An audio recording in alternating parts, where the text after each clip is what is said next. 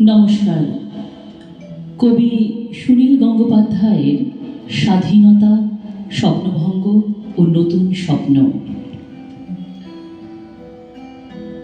বাবা বলেছিলেন 1947-এর 15ই আগস্ট ভারত স্বাধীন হলো, আর আমরা আমাদের দেশ হারালাম। স্পষ্ট মনে পড়ে বাবার অপমানিত মুখ আর ধরা ধরা গলা।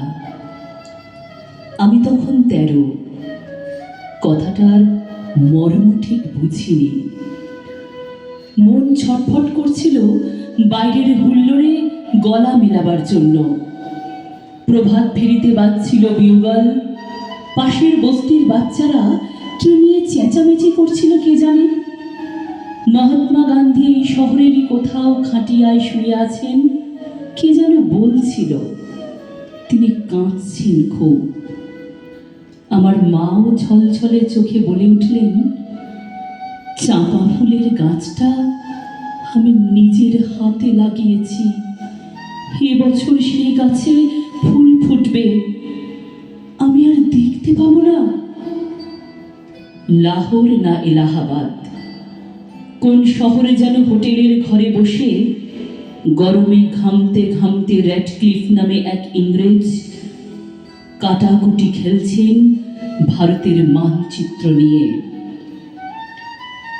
তিনি আমার মায়ের চাঁপা ফুল গাছের কথা কিছুই জানেন না। ঝড়ে উড়ে যাবার মতন এক একটা গ্রাম চলে যাচ্ছে সীমান্তের এপারে ওপারে। কারোর রান্নাঘর গিয়ে পড়ল নতুন দেশে, কোন গৃহস্থের গোয়াল ঘর রয়ে গেল পুরনো রাজ্যে। অনেক নদীও দুভাগ হয়ে গেল। লক্ষ লক্ষ মানুষের জীবন তছনছ হয়ে গেল স্বাধীনতার মূল্য দিতে গিয়ে। পাঞ্জাব ও বাংলা, যেখানকার ছেলেরা জীবন পণ করে সবচেয়ে বেশি লড়াই করেছে দেশের মুক্তির জন্য, সেই দুটো রাজ্যেই কেটে ফেলে বইয়ে দেওয়া হলো রক্তগঙ্গা। আমার কাকা আন্দামান জেল থেকে ফিরে এলেন ঠিক 17 বছর পর।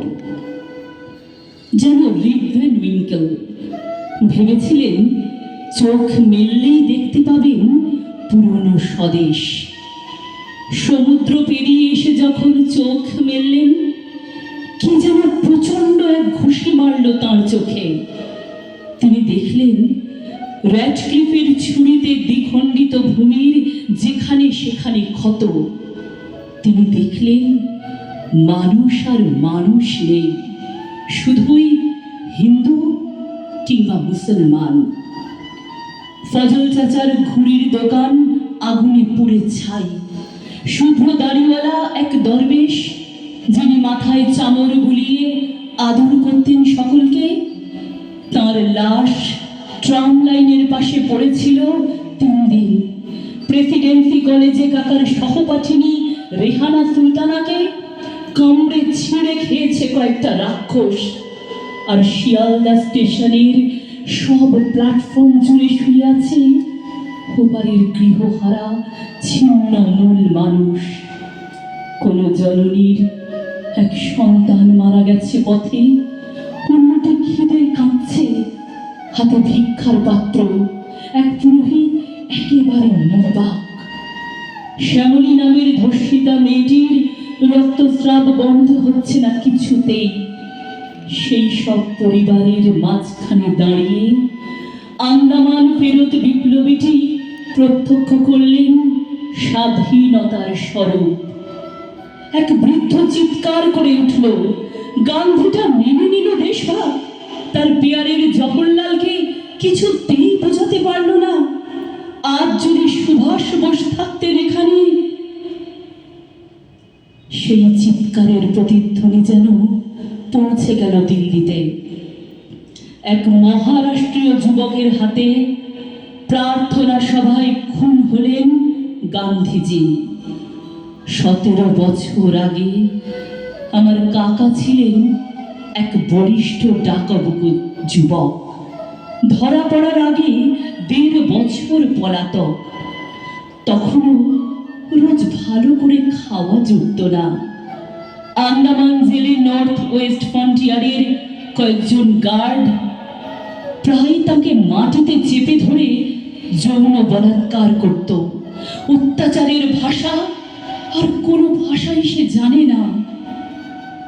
কাকা যখন ফিরে এলেন তখন সেই সুপুরুষটিকে আর চেনা যায় না, যেন এক দেশপ্রেমিকের প্রেতচ্ছায়া। ওকে একদিন ভালো করে খাওয়াবার জন্য ব্যবস্থা হলো।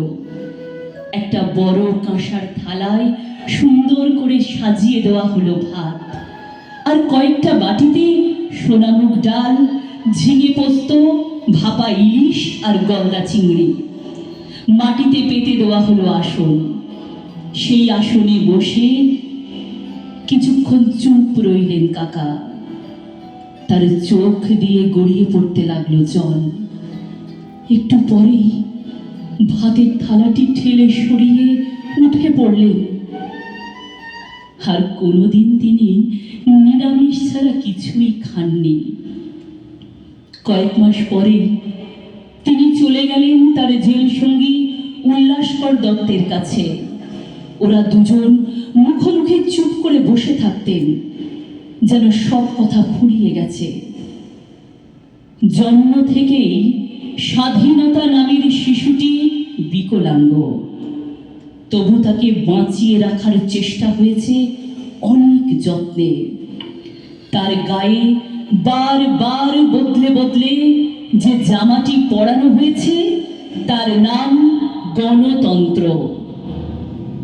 পাশের নতুন দেশটি কিন্তু সে পোশাকের তোয়াক্কাও করেনি। বারবার খুনোখুনি ও সামরিক শাসনে তা রক্তাক্ত ও পরিত্যক্ত হয়েছে। তারপর তো এক সময় ভেঙে দুটুকরোই হয়ে গেল। এই পুরনো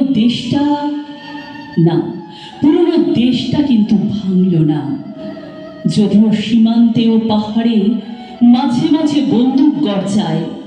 মাথার কাছে কাশ্মীর নিয়ে লাগাতার মাথা ব্যথা, তবুও ভাঙল না। অনেক ফুটো ফাটা ও তাপ্পি মারা হলেও সেই আলখাল্লাটাও গায়ে ঠিকই জড়ানো আছে। মানুষের বয়স আর দেশের বয়স তো এক নয়। 60 বছরেও এ দেশ সবে মাত্র কৈশোরে পা দিয়েছে।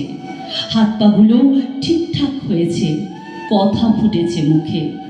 খেলাধুলো খুব একটা পারে না, কিন্তু গান টান গায় বেশ। এবার একদিন চাঁদের দিকে একটা রকেট ছুঁড়ে দেবে।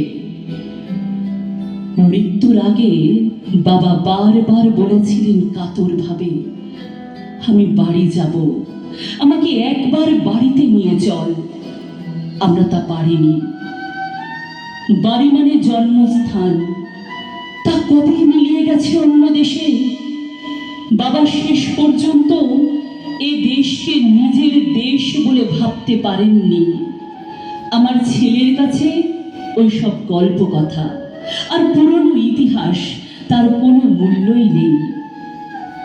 মানুষ ইতিহাস নিয়ে বাঁচে না, বর্তমান নিয়ে বাঁচে। বাবা কাকারা সব মিলিয়ে গেছে নথিতে।